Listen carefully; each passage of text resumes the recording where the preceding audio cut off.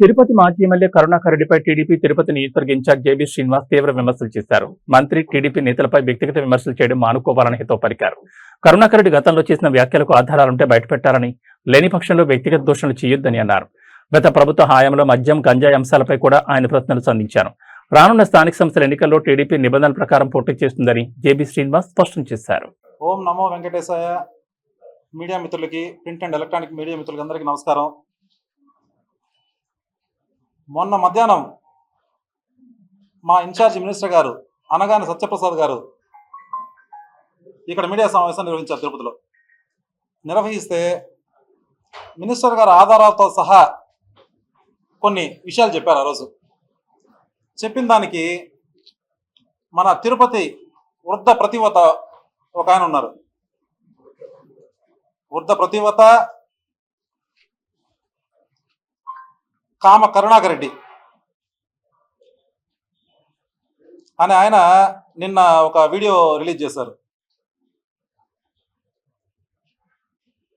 ఏమని మినిస్టర్ గారి మీద వ్యక్తిగత విమర్శలకు, దూషణలకు దిగాడు.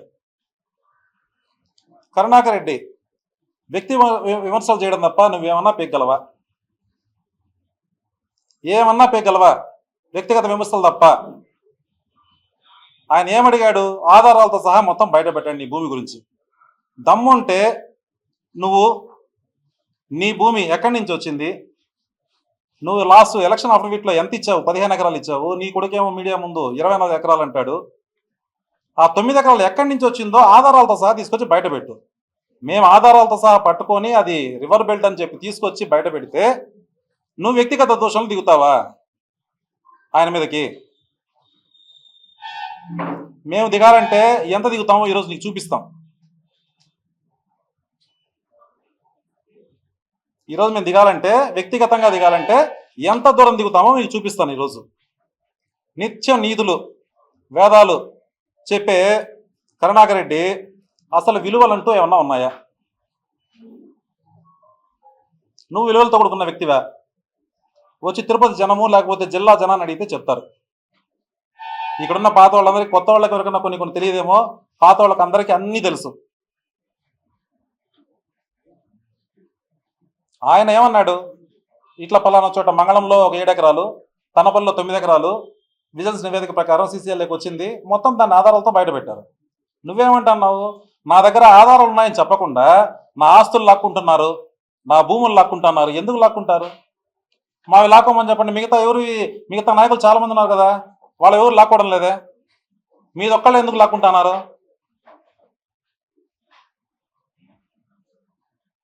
చెప్పయ్యా కామ కరుణాకర్ రెడ్డి. వ్యక్తిగత దూషణలు తెక్కకుండా, వ్యక్తిత్వం చేయకుండా చెప్పు, సమాధానం చెప్పు. పెద్ద నీతులు, విపరీతమైన నీతులు చెప్తాడు. ఎందుకులే, గ్రాంధిక భాషలో ఒక 4 మాటలు మాట్లాడేస్తే జనాలు ఏదో అర్థం చేసుకునేస్తారు. నేను చాలా శుద్ధపూసని, జనాలు నిన్ను నమ్మరు. పదే చెప్తాన్నాము, జనాలు నిన్ను నమ్మరు.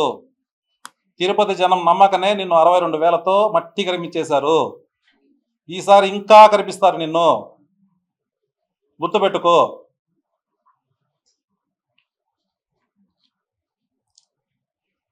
తన స్వార్థం కోసం చుట్టుపక్కల వాళ్ళనే నాశనం చేసిన వ్యక్తి కరుణాకర్ రెడ్డి.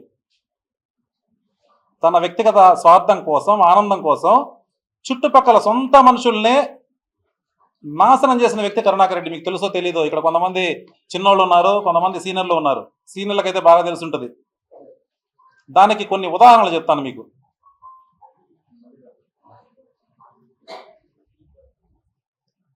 నెల్లూరు సింహపురి హోటల్, గత ఒకనొక టైంలో నెల్లూరు సింహపురి హోటల్, నీకు గుర్తుందో? ఆయన గుర్తుంటుంది, మిగతా వాళ్ళకి ఎవరు తెలియదు పెద్దగా. సింహపురి హోటల్లో రెడ్ హ్యాండెడ్గా పట్టుబడ్డాడు కరుణాకర్ రెడ్డి. పట్టుబడితే అక్కడి నుంచి బతుకు జీవుడా అని తప్పించుకొని పారిపోయిన వ్యక్తి కరుణాకర్ రెడ్డి.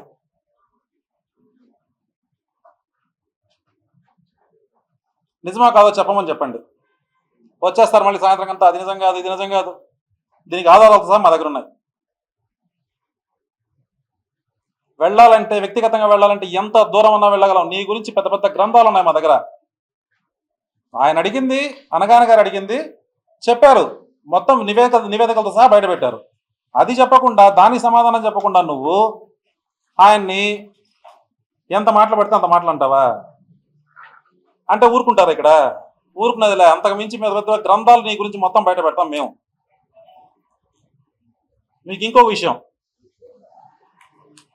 నువ్వు మొట్టమొదటిసారిగా చైర్మన్ అయినప్పుడు, టీటీడీ దేవస్థానం చైర్మన్గా అయినప్పుడు నువ్వు వెలగబెట్టిన సరస సల్లాపాలు చెప్పేదా? అంటే నేను ఇంకా మరీ నా ఇంగిత జ్ఞానం వదిలి పూర్తిగా చెప్పలేను.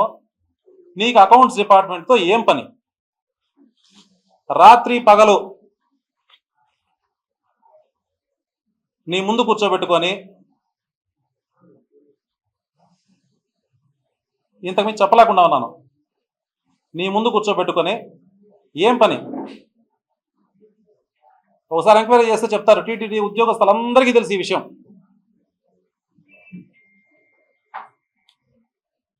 గుడినే నీ సరస సల్లాపాలకు వాడుకున్నావు. తిరుమల గుడినే, పవిత్రమైన గుడిని. పేర్లతో చెప్పమంటే రేపు ఏదైనా వస్తే పేర్లతో చెప్పంటే పేర్లతో సహా చెప్పేస్తాం బయటకు వచ్చి. మాకు ఇంగిత జ్ఞానం అడ్డం వస్తుంది కాబట్టి చెప్పడంలే. పోనీ ఇంకొకటి, నీకు అత్యంత ఆప్తుడు, నీ సన్నిహితుడు, నీ ఫాలోవరు 2008 సంవత్సరంలో ఎందుకు భార్యని వాళ్ళ బిడ్డని చంపి అతను సూసైడ్ చేసుకున్నాడు? దీనికన్నా సమాధానం చెప్తావా? ఇప్పుడు రాజకీయ నాయకులు ఉన్నాక మా దగ్గర అనుచరులు ఉంటారు, మీ దగ్గర ఉంటారు, అందరూ ఉంటారు. చనిపోయినప్పుడు వాళ్ళ కుటుంబానికి అసలు ఎందుకు చనిపోయాడు, ఏంది ఎంక్వైరీ చేస్తాం, పోలీస్ ఎంక్వైరీ చేపిస్తాము, అసలు నిజ నిజాలు బయటికి తెలిసేట్టు చేస్తాం. అతని సూసైడ్ నోట్ రాశాడు. ఆ సూసైడ్ నోట్ పొద్దున్నే వెళ్ళి దాన్ని తొక్కేసి దాన్ని బయటికి రానియకుండా, ఎవ్వరికి ఏం తెలియనీయకుండా ఆ కేసును అట్లే అనగదొక్కారు. అక్కడ ఏం జరిగిందో నిజం చెప్పగలవా? మా మినిస్టర్ గారి గురించి మళ్ళీ మాట్లాడదు నువ్వు. ఆల్రెడీ చెప్పా నీకు, మినిస్టర్ గారి ఫ్యామిలీ గురించి, ఆయన గెలిచిన దాని గురించి. ఆయన 3 సార్లు ఎమ్మెల్యేగా గెలిచి మినిస్టర్ అయ్యాడు. వాళ్ళ పెదనాన్న 3 సార్లు ఎమ్మెల్యేగా గెలిచి కూచినపూడి నియోజకవర్గంలో ఆయన మినిస్టర్ అయ్యాడు. వాళ్ళ ఫాదర్ నిజాం షుగర్స్ ఎండి, వాళ్ళ అక్క ఒక పద్మశ్రీ అవార్డు గ్రహీత గైనకాలజిస్టు. ఘనమైన కుటుంబ చరిత్ర వాళ్ళది. నీది 3 సార్లు గెలిచి ఎమ్మెల్యేగా గెలిచి మినిస్టర్ అయ్యాడు ఆయన. నువ్వు జస్ట్ అరటికెట్ ఎమ్మెల్యే. జస్ట్ అరటికెట్ ఎమ్మెల్యేనే. మీరు గుర్తుపెట్టుకోండి, మళ్ళీ తిరుపతికి చెప్తాను నా ప్రజలకి. అరటికెట్ ఎమ్మెల్యే ఎందుకంటే చిరంజీవి గారు ఇక్కడి నుంచి వెళ్ళిపోయినప్పుడు ఆ బై ఎలక్షన్స్ లో విజయమ్మ గారు వచ్చి ఏడిస్తే తిరుపతి ప్రజలు పోనీ అంటే ఆ 2 సంవత్సరాలు ఎమ్మెల్యే అయ్యావు. ఆ 2 సంవత్సరాలు అరటికెట్ నీకు. ఫుల్ టికెట్ కాదు. ఫుల్ టికెట్ మళ్ళీ అయ్యావు. ఎట్లా? మా సుగుణమ్మ గారి దగ్గర నుంచి లాక్కొని. నిజమో కాదో ప్రజలందరికీ తెలుసు, తిరుపతి ప్రజలకి. చెప్పే దమ్ముందా? దానికి సమాధానం చెప్పే దమ్ముందా నీకు? వీటన్నిటికీ అడిగిన దానికన్నిటికీ సమాధానం చెప్పి వ్యక్తిగతంగా పోవాలంటే ఎంత దూరం అన్నా మేము రాగలము. పెద్ద గ్రంథాలు ఉన్నాయి మా దగ్గర నీ గురించి. గుర్తుపెట్టుకో కరుణాకర్ రెడ్డి, ఇంకొకసారి మా మినిస్టర్ గారి గురించి కానీ మా వాళ్ళ గురించి కానీ మాట్లాడితే నీకు ఇంతకింత ఉంటుంది. మొత్తం నీ గ్రంథాలన్నీ బయట పెట్టి నిన్ను పూర్తిగా సమూలంగా తిరుపతి నుంచి పంపించి ఏర్పాటు చేస్తాం. ఆల్రెడీ చెప్పాను, మళ్ళీ చెప్పాను. చెప్పడం నాకే సిగ్గు, తట్టా పుట్టా సర్దిస్తామని చెప్పి. గుర్తుపెట్టుకో, ఆ భూమి పోయినప్పటి నుంచి ఫ్రస్ట్రేషన్లో ఏది పడితే అది వాగుతున్నావు, ఏది పడితే అది మాట్లాడుతున్నావు. నువ్వు ఏం మాట్లాడినా తిరిగి రావు. నీకు ఇంకా రోజులు చాలా చాలా ఉన్నాయి. మంచి మంచి రోజులు దగ్గరలో ఉన్నాయి. క్రొకోడైల్ ఫెస్టివల్ ముందుంది నీకు. గుర్తుపెట్టుకో. ఇంకొకటి, నిన్న గంజాయి గురించి మాట్లాడారు. గంజాయి మూలాలు ఎక్కడ పట్టుకున్నారు? 20 కేజీలు పట్టుకున్నారు, 6 కేజీలు పట్టుకున్నారు, 8 కేజీలు పట్టుకున్నారన్నారు. ఆ పట్టుకున్న గంజాయి ప్రతి ఒక్క మూలాలు నీ దగ్గర నుంచే వస్తున్నాయి. ఆల్రెడీ తిరుపతి ప్రజలు మీరు చూసే ఉంటారు, ప్రతి సెంటర్లో ప్రతి జంక్షన్లో ఫ్లెక్స్లు కట్టారు.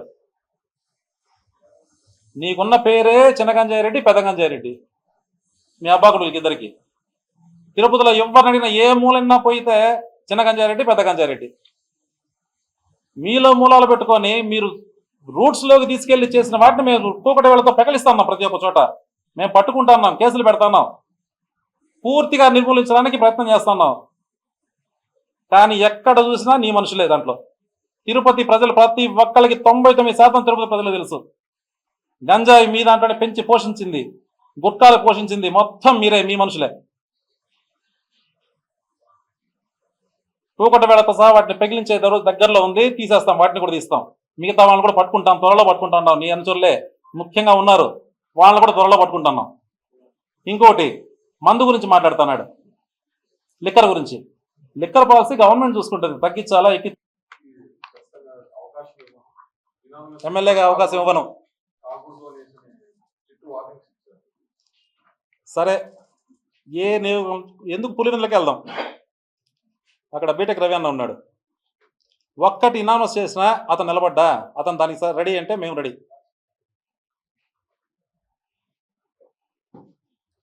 మా పార్టీ ఆదేశిస్తే ఇనామస్ చేయమని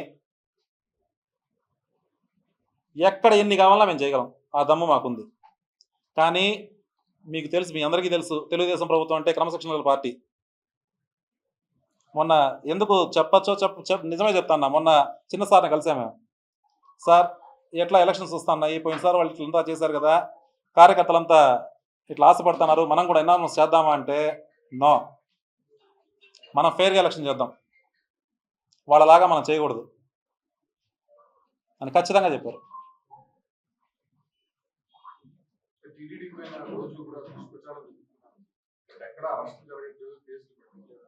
నిన్న కూడా మినిస్టర్ గారిని అడిగారు కదా, నిన్న మినిస్టర్ గారిని కూడా ఈ క్వశ్చన్ మీరు అడిగారు. వాళ్ళ పాపం త్వరలో పండుతుంది. టీటీడీ మీద తప్ప ఇంకెక్కడ మాట్లాడినా కూడా అతను చూపిరు, అతను పట్టించుకోరని చెప్పి లోకల్ గురించి ఒక డ్రైన్ గురించో, తిరుపతి వాటర్ సమస్య గురించో ఒక్క రోజున మాట్లాడుతున్నాడా? తిరుపతిలో వాటర్ సమస్య చాలా తీవ్రంగా ఉంది, మీకు తెలుసా? సరే, గవర్నమెంట్లో ఉన్నాము, మా వీలెంత మేము చేస్తున్నాము, వర్షాలు పడలేదు, చేస్తున్నాం. కానీ నువ్వు ఏదైనా ఒక ట్రాక్టర్ పెట్టు, ఏదన్నా ఈ ఏరియాకు నీళ్లను ఏమన్నా చేస్తున్నావా? మాటలు తప్ప. పిల్లికి బిచ్చం పెట్టే వ్యక్తివా నువ్వు? మేము అధికారంలో ఉన్నా లేకపోయినా మేము ప్రజల్లో ఉంటాం. ఇప్పుడు నువ్వు ఎంతసేపు ఇంట్లో కూర్చొని మాట్లాడుతూ ఉంటావు.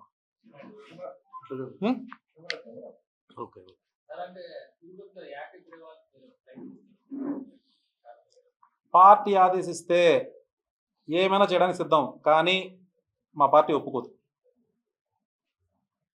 పార్టీ ఆదేశిస్తే మేము దేనికైనా రెడీ, కానీ ప్రజలు దాన్ని హర్షించరు కాబట్టి, వాళ్ళలాగా అరాచకం మేము చేయం కాబట్టి మేము ఫెయిర్గా ఎలక్షన్ చేస్తాం, ప్రజల్లోకి వెళ్తాం, మా పథకాలని ప్రజల్లోకి తీసుకెళ్తాం, ఓట్లు వేయించుకొని గెలుస్తాం.